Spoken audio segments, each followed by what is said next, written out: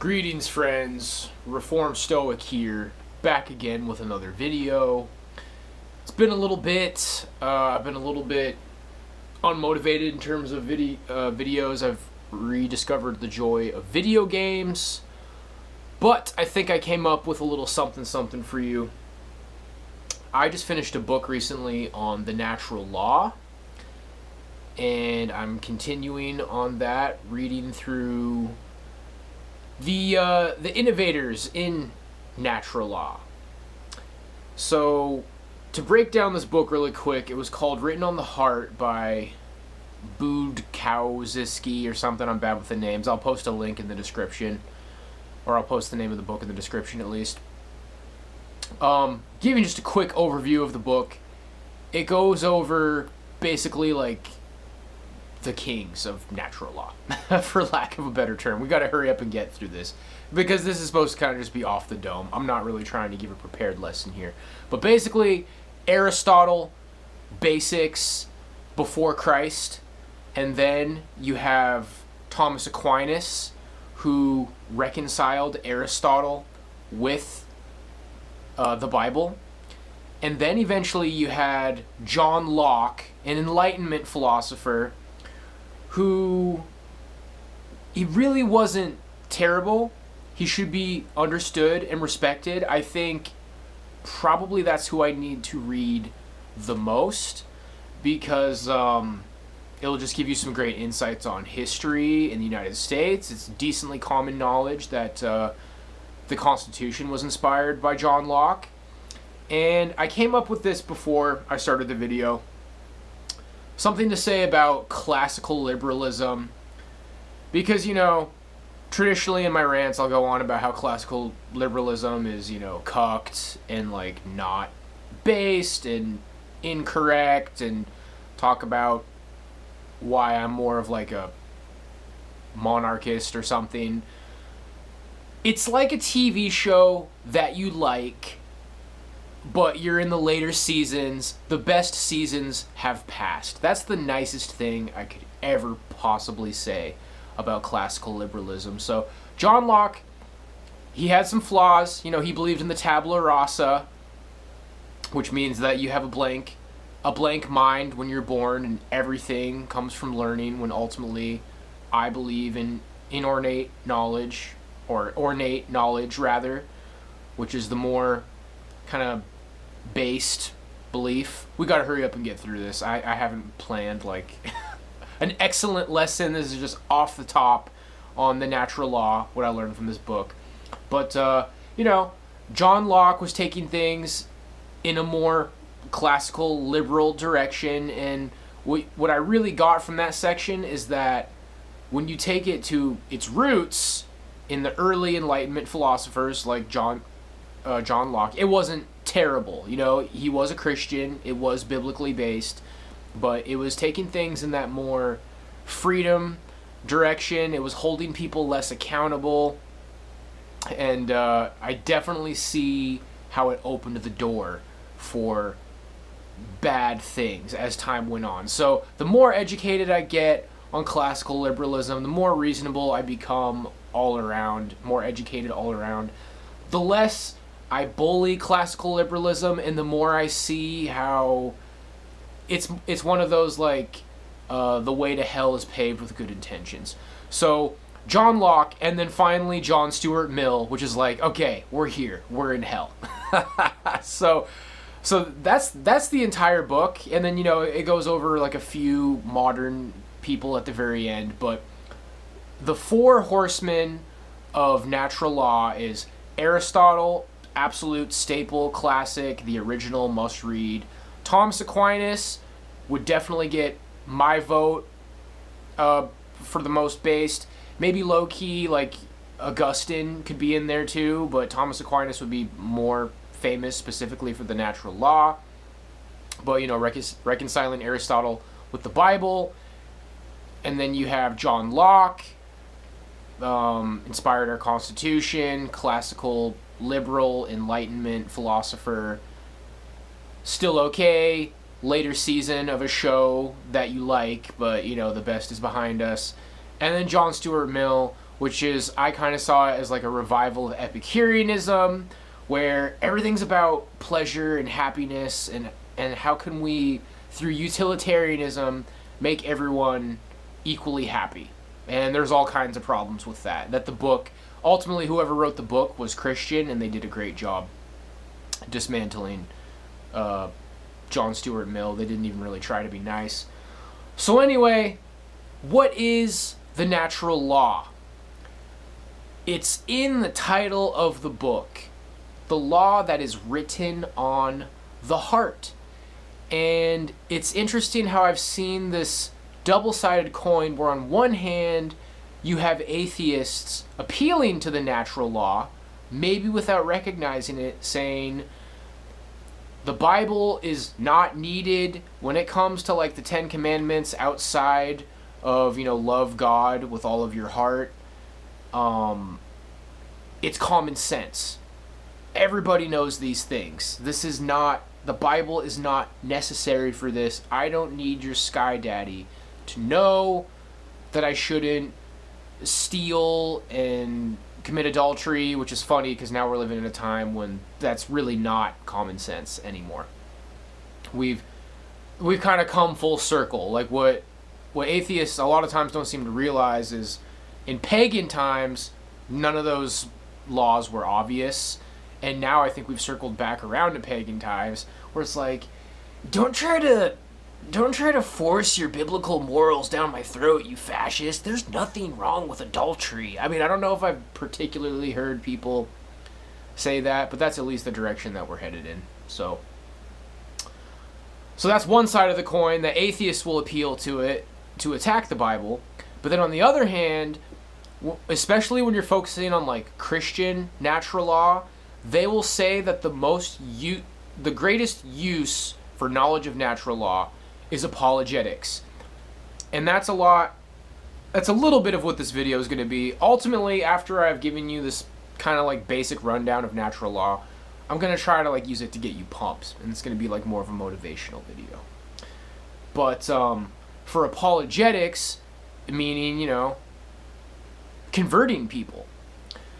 So what it is when it comes to converting people is that there's people out there who are just like, you know what, man, no disrespect, I do not want to hear about the Bible. I do not want to read the Bible. As soon as you start talking about the Bible, you have lost me. And I can't say I understand that at this point, but I've been there. So I guess more or less I can understand that because I've been there. So you say, well, think about when you were a child, if you remember. If not, think about right now. Would you say that you have some sort of an understanding of right from wrong? Would you say that you even had an understanding of right from wrong when you were a child? Like the natural law within children definitely needs to be guided, but for the most part, you don't get kids like trying to obliterate cutesy cuddly animals like this one right here, the Gringle, the Crinkler. Maybe they'll like play a little bit rough with the cat, but they don't know the details. They don't know that they're being rough. They don't realize that the cat doesn't want to be like picked up and shaken or whatnot. Or ultimately they're just in the cat's space. They don't have some of these concepts of like personal space and boundaries, but in their most instinctual level, before a child can even speak, they look at a cat and say, that's my cuddly buddy, and I want to be its friend. Okay? And there are exceptions to the rule, but that would be a deformity. Someone who, for whatever reason, their imprinting is not natural. But even then, these kind of tendencies don't seem to develop until later. And the kind of things, the impression that I'm under is that it usually develops from like abuse, okay? People are mistreated, and then their inner workings are malformed. So these are just, it's a combination of the things that you naturally know, your natural morals. Like, you just know that you don't want to hurt cuddly animals. You know that you want to be with a woman, and you can go on and so forth. And then on top of the things that you inherently know, you might need to like take down a piece of paper and think, okay, and start deducing it logically. It's like, well, everybody needs to eat, therefore everyone should have a right to food, or everyone should have an ability to eat. And then you can use the Bible to guide it, and then there's this like, well, if you don't work, then you don't eat. It's like, okay, so maybe people aren't entitled to food, but everybody needs to have a means of getting food. People need shelter, therefore people should have a right to own property. And then you start deducing the system. Now, the Bible covers most of it, and a lot of it is going to be redundant, where there's God's law and then there's the natural law.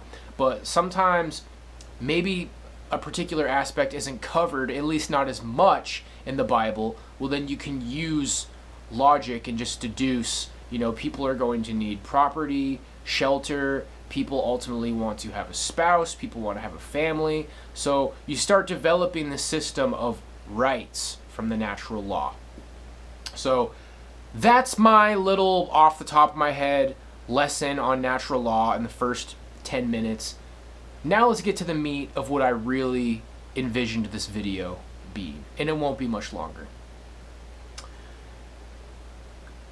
I hope that whoever's watching this, I believe that like the true blues of this channel, you probably have a good memory. Okay, I think more often than not people have decent memories.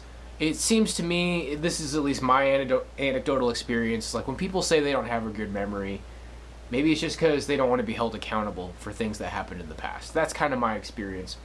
But it's a gift if you can remember your childhood. And I, you know, no flex, I believe a lot of where my wisdom is derived from is remembering things from the past, because you learn from the past.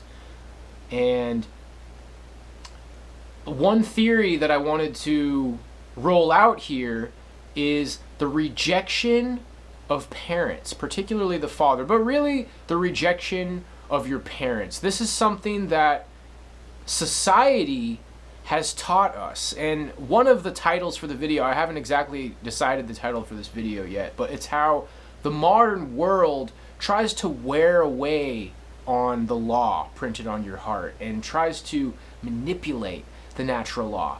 Because if I said, you know, you knew that you just wanted to be with one woman, you might hesitate there. It's like, well, it's like, you know, I don't know about that. That might be cope, you know, because I'm trying to like get you over that you couldn't conquest all these different women. It's like, you know, you had the law in your heart that you just wanted to be with one woman. You knew that you were just meant to be with one woman. And a lot of people would say, I'm not so sure about that. Well, my argument would be that society changed that. Now, I can only speak for myself, but I remember when I first started developing crushes on women, and I was a total hopeless romantic, and in bed I would visualize myself the whole courting process. This is like before I was even really a sexual guy, I guess you could say. Like, I would imagine how I would walk up to the girl and talk to her for the first time. I would imagine the conversations leading to the first time we held hands, sitting together outside against the wall. And you know, it was like an unspoken thing that me and this girl are going to be together forever. So I'm very confident for me that I most certainly wanted to be with one woman. And I would say I would be willing to make a wager that the majority of people start out that way, and society changes that. Now, the other one that was more in line with the rejection of what your parents teach you, chances are your parents did something to reinforce monogamy, but with pornography. And we were discussing this on stream. It's like, in your early experiences with pornography, In terms of knowing right from wrong, like being able to tell if it's right from wrong, it's a little bit difficult to organize these thoughts, but it's like the same question I said earlier when you're like, I don't know if I always thought I was meant to be with one woman. But with pornography, did you always know that pornography was wrong? And maybe you'd hesitate on that, but it would probably, again, come from your modern wiring, where it's like, oh, well, you know, studies show that masturbation's good for you, and studies show that pornography is fine. But I'm talking about, like, when you're a kid, when pornography first came into the picture for you, and, you know, I mean, there's a lot of people who had screwed up childhoods around here. You know, I'd already seen pornography by the time I was like 9 years old, I think, and I was probably regularly watching it by the time I was like 12, maybe 13, 14. Anyway, it's like the fear of getting caught by your parents. Or if you're like people that I knew, you were looking at it at the laptops in school, and fear of getting caught by the authorities. So you at least knew that you were going to get in trouble if someone caught you. But you wanted to look at it anyway. And now just because you have a desire to sin, well, this is original sin. So it's not that the law on your heart is what you necessarily want to do, because we are pulled and pushed and controlled by our desires and passions, and ultimately our original sin. It's just that you know right from wrong. And my theory about society teaching you to reject your parents is that if you can remember your first experiences with pornography, it's like you knew that you wanted to look at it, but when it comes down to did you know that it was wrong, it's that you had a fear that your parents would catch you. So you knew that it was wrong because your parents obviously didn't want you to be looking at it. But society creates these false rites of passage where it's like, you're a man now. Men look at pornography. You're a man now. It's time for you to fornicate with many women. You're a man now. Dude, weed. Okay, I see this in like Seth Rogen movies. I definitely feel like the absolute inside out Shadow Realm rite of passage film is super bad, where it's like, you know, at the very beginning, what porn site are you going to sign up for? What porn site are you going to sign up for? Everybody looks at porn. I was like, oh, dude, we're going to go to the party. Of course we have to get, like, you know, yeah, we're all going to get laid in college. Everybody gets laid in college, but you know, the point is to be good at it. And then at the end of the movie, they did it. You know, they have some little feel-good thing where they didn't hook up at the party, but then they date the girl at the end, or like they both see the girls in the mall and they go off with them. And I guess maybe you're supposed to assume that they get married, but from the tone that the entire movie has set up until that point, it's like they're probably going to like have sex with them all summer, and then those girls are going to go join sororities and get nose rings, and then those guys are going to go to college, you know? Like, anyway, society creates these false rites of passage that are not in line with what your parents taught you. Your parents taught you that pornography is wrong. Your parents taught you that you just need one woman, okay? And obviously there's exceptions to that rule. My experience is that really is what my parents taught me. Now, did they reinforce it with traditional values in church and being around all the time? No. But it was very obvious to me my parents did not want me to look at pornography. They did not want me to smoke weed. And anytime things about women came up, you know, it's like, you shouldn't even be focusing on women right now. You need to become a man so you can find the one woman that you want to be with. So obviously, traditionally, your parents are supposed to be the older, more mature, guiding, teaching force that guides you through things that take you off the path. And now we're in a time in life where the television, movies, media, music, culture, it kind of like, psst, hey kid, over here, and it kind of just drags you away. It reminds me of whatever the fox guy was in Pinocchio, where Pinocchio's it's like, hey, what are you doing, kid? Oh, I'm going to school. It's like, no, you're not. You're coming over here. And he's just naive and he doesn't know any better. So this is kind of like gone off a little bit from natural law to your parents, but overall, my point is that you knew when you were a kid that pornography is wrong. And the reason I brought that up is because if I asked you right now, it's like, come on, bro, you know that pornography is bad. It's like, I'm not so sure. My argument is that that has changed. And come on, bro, look deep inside yourself. You know that you are just meant to be with one woman. It's like, I don't know about that. But my argument is that that used to be the way it was, and it changed. Ultimately, all coming down to that I think the modern world is tampering with the law that's written on your heart by what you've learned. So, to wrap things up, to get to the inspirational thing, it's like, because we've done a lot of debates here and intellectualizing, but this goes to something that is different. The natural law is fascinating, where on one hand, it is philosophical. It is something you read about, and it's something that I really wanted to study because I was always confused by it. But at the same time, it goes beyond the debates, because it's like, oh, you know, bro, you know that this is right. It's like, not an argument, but this is beyond the arguments. This is just, you know that pornography is wrong. You want to be a man.